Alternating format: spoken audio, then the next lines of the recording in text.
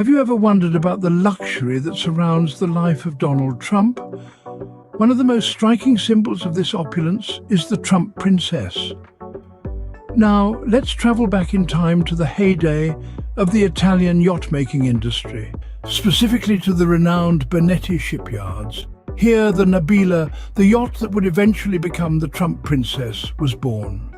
Commissioned by Saudi billionaire Adnan Khashoggi, the Nabila was a testament to the unabashed luxury that defined its era. Designed with no expense spared, the Nabila was not just a yacht, but a floating palace, a symbol of opulence and excess. Constructed by the finest Italian craftsmen, it was considered one of the largest and most expensive yachts of its time. In the mid-1980s, the Nabila was sold due to Khashoggi's financial troubles, and it caught the eye of a certain New York real estate mogul. The mogul in question was none other than Donald Trump, a man known for his taste for luxury and his penchant for leaving his mark on everything he owned. The Nabila, already an icon in the world of yachts, was about to undergo a transformation that would elevate it even further. It boasted a crew of 86 people, all dedicated to ensuring the comfort and pleasure of those on board.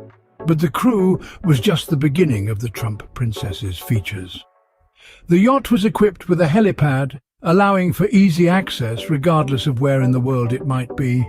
It also had a fully equipped discotheque, a nod to the vibrant nightlife that was part and parcel of Trump's public image. The Trump Princess was not a small vessel. At 210 feet in length, it was one of the largest yachts of its time.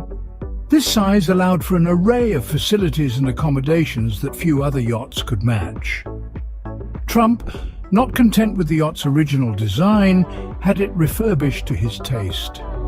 This refurbishment was no small undertaking, costing over $10 million. The result was a yacht that was uniquely Trump, reflecting his love for grandeur and his belief that nothing but the best would do. But as we will see, even the most opulent of yachts can face troubled waters. However, the reign of the Trump princess was not to last forever.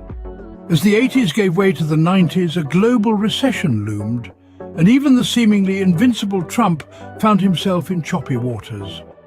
His empire, built on a foundation of real estate, casinos, and yes, luxury yachts, began to crumble under a mountain of debt.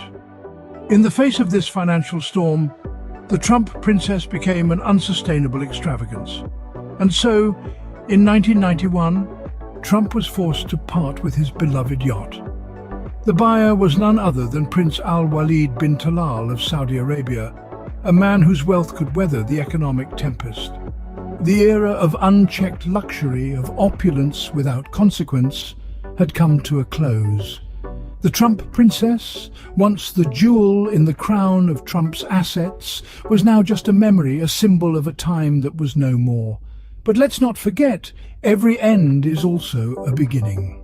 For Trump, it was a chance to rebuild, to learn from his past and carve a new path. And for the yacht, it was a new chapter under the banner of the Kingdom 5 KR, sailing the seas with a new master at its helm. The Trump princess, once a symbol of Trump's wealth and grandeur, was a casualty of his financial difficulties. Nevertheless, its legacy lives on, a glittering testament to a time of unprecedented luxury.